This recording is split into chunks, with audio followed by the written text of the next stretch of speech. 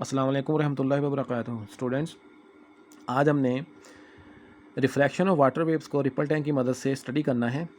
तो इसका जो इंट्रोडक्शन है, रिपल टैंक क्या होता है, रिपल टैंक के का स्ट्रक्चर क्या होता है, ये हमने प्रीवियस लेक्चर में जो है वो आप लोगों को अच्छे तरीके से एक्सप्लेन कर दिया था। रिपल टैंक की जो भी स्ट्रक्चर वगैरह है, अगर आपको आए refraction of water waves, diffraction of water wave या रिफ्लेक्शन ऑफ वाटर वेव्स, वो आपने सबसे पहले लिखना होता है। ठीक है, तो टॉपिक को स्टार्ट करने से पहले आपको इस चीज़ का पता होना चाहिए कि बेसिकली रिफ्रैक्शन क्या होती है। ठीक है, रिफ्रैक्शन बेसिकली उर्दू में इसको इनअताफ़ कहते हैं, मुनअत्तफ़ होना, मुड़ जाना, एक एंगल पे मुड़ जाना। रोशनी जब, मैं पहले रोशनी की बात कर लूँ, पहले लाइट की बात कर लूँ। लाइट जब भारी मीडियम से हल्के मीडियम में या हल्के मीडियम से भारी मीडियम में, डेंस टू रेयर और रेयर टू डेंस, ठीक है, दाखिल होती है, it bends at some angle. For example, यहाँ पे मैं आपको एक डायग्राम बना के दिखाता हूँ। ये सपोज कर लें, ये एक मीडियम है और ये इसका नारियल है, नॉर्मल है।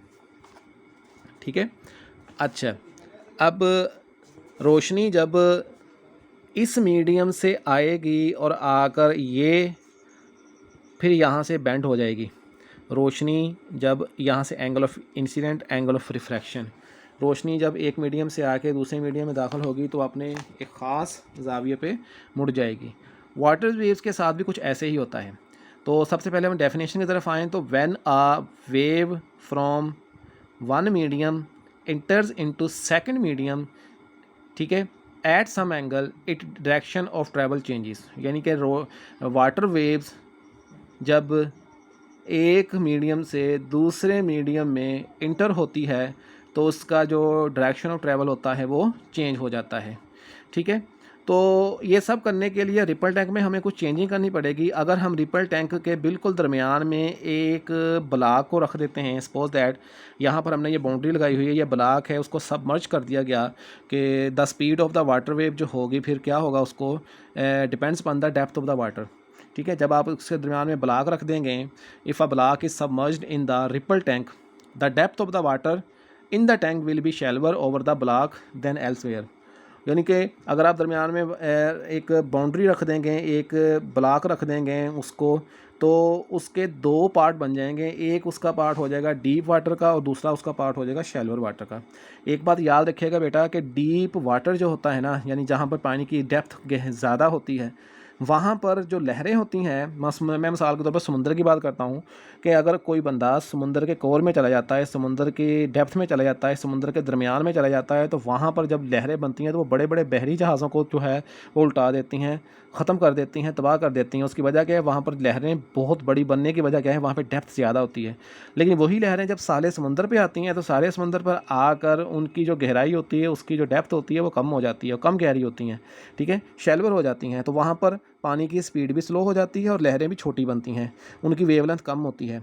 तो इसका मतलब है कि अगर वाटर डीप है तो डीप वाटर की वेवलेंथ ज़्यादा होगी। ठीक है, डीप वाटर की वेवलेंथ क्या होगी, ज़्यादा होगी।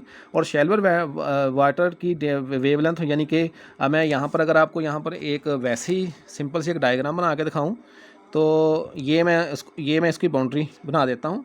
ठीक है, ये गहराई वाला पानी है, गहराई वाले पानी में ये ज़्यादा बड़ी लहर है और कम गहराई वाली पानी में लहर छोटी बन जाएगी। ठीक है, यानी कि जहाँ पर उसकी डेप्थ ज़्यादा होगी, ये डेप्थ वाला है यानी ज़्यादा गहरा पानी, ये कम गहरा पानी। अब यहाँ पर लहर बड़ी बनी, यहाँ पे लहर, यानी कि ये वेव फ्रंट्स की बात कर लें। वेव फ्रंट्स मैंने आपको कल कहा था कि नॉर्मली क्रस्ट ही वेव फ्रंट्स के तौर पे ज़ाहिर होती हैं। तो यहाँ पर आप वेव फ्रंट्स को देख लें, यहाँ पे आप वेव फ्रंट्स को देख लें। ठीक है, तो वेव फ्रंट्स जहाँ पे बड़ी बनेगी, जहाँ पर दरमियान में जिनकी वेवलेंथ ज़्यादा होगी, तो वहाँ पर जिनकी वेवलेंथ कम होगी तो वहाँ पर कम गहरा पानी होगा, और जहाँ पर वेवलेंथ ज़्यादा होगी वहाँ पे ज़्यादा गहराई होगी। तो यहाँ पे ज़्यादा गहराई और कम गहराई वाला पानी है। ठीक है, तो इसी तरीके से ये मैंने वेव फ्रंट्स के मतलब लिखा हुआ है, ये वेव फ्रंट है। ठीक है ना, ये वेव फ्रंट है इधर और ये वेव फ्रंट इसकी है, दोनों के दरमियान का फासला वेवलेंथ होता है। तो आप देख सकते हैं टू कंजेक्टिव क्रस्ट और टू कंजेक्टिव क्रस्ट के दरमियान की जो वेवलेंथ है, यहाँ पे डीप वाटर में ज़्यादा है और यहाँ पे डीप वाटर में, शैलो वाटर में कम है। ठीक है, अब ये तो था जस्ट रिपल टैंक को एक्सप्लेन करना, from deep to shallow water, from shallow to deep water and deep to shallow water. ये वाइब्रेटर है, ये क्रिएट कर रहा है किसको, ये वेव फ्रंट्स को क्रिएट कर रहा है, आपके सामने है। वेव फ्रंट्स डीप वाटर में जो है बड़ी बन रही हैं और वेव फ्रंट्स शैलो वाटर में कम बन रही हैं। ठीक है, अब हम आते हैं हम अपने असल टॉपिक की जानब, यानी कि रिफ्रैक्शन ऑफ वाटर वेव्स किस तरीके से होती हैं। बेटा ये जो आपको नज़र आ रही हैं ये सारी क्या हैं, ये है वेव फ्रंट्स यानी कि वाटर वेव्स बन रही हैं। ये भी वाटर वेव्स की वेव फ्रंट्स हैं, लेकिन ये दरमियान में ऑब्स्टेकल रखा हुआ है। तो ये वाला हिस्सा जो है जो येलो कलर का है ये वाला हिस्सा डी वाटर है, और ये जो ग्रे कलर का हिस्सा है ये वाला है शैलो वाटर का हिस्सा। ठीक है, अब अगर आप देखें तो यहाँ पर अगर मैं किसी के यहाँ पे एंगल ऑफ इंसिडेंस है और एंगल ऑफ वेव फ्रंट्स, अगर आप देखें ये वेव फ्रंट्स हैं डी वाटर की और ये वेव फ्रंट्स हैं शैलो वाटर की। डी वाटर की वेव फ्रंट्स जो हैं उनके दरमियान और शैलो वाटर जो है उनके दरमियान का फासला वेवलेंथ जो है, यहाँ पे ज़्यादा वेवलेंथ, यहाँ पे कम वेवलेंथ, क्योंकि ये डी वाटर है और ये शैलो वाटर है। ये डीपर हिस्सा है, डीपर पार्ट है, और ये शैलोअर पार्ट है।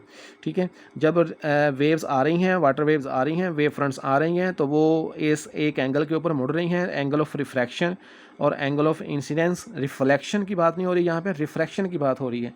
ठीक है, अब अगर हम डायरेक्शन ऑफ वेव्स की बात करें, आपको मैंने उस दिन भी बताया था कि डायरेक्शन ऑफ वेव्स और उसके अलावा वेव फ्रंट्स एक दूसरे के परपेंडिकुलर होती हैं। अगर आप डायरेक्शन ऑफ वेव्स की बात करें तो ये डायरेक्शन ऑफ वेव्स हैं, वेव्स आ रही हैं, ये नॉर्मल है, नॉर्मल के साथ टकराई तो ये टकराने के बाद ये बेंड हो गई एट सम एंगल। ठीक है, तो जब भी यहाँ पर अगर मैं यहाँ पर बात करूँ तो यहाँ पर देखें आप कि ये वेव आई, टकराने के बाद ये वेव क्या हो जाएगी, ये वेव बेटा बेंड हो जाएगी, ये बेंड हो गई। ठीक है, एक एंगल पे मुड़ गई।